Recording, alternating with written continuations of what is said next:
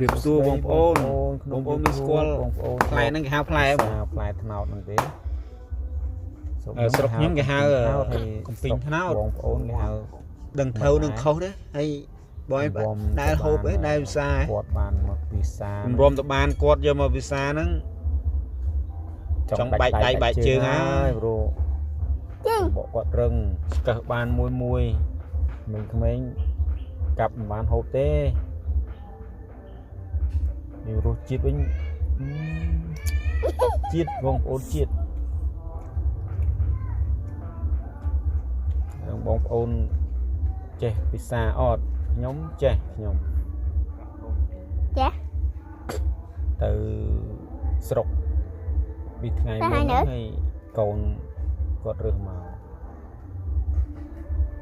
ឥឡូវដាប់ឲ្យគាត់ឃ្លានតែបងប្អូនស្រុកបងប្អូនហៅមិនដែរខ្ញុំហៅកំពីងថ្នោតកំពីងថ្នោតដាក់យកអី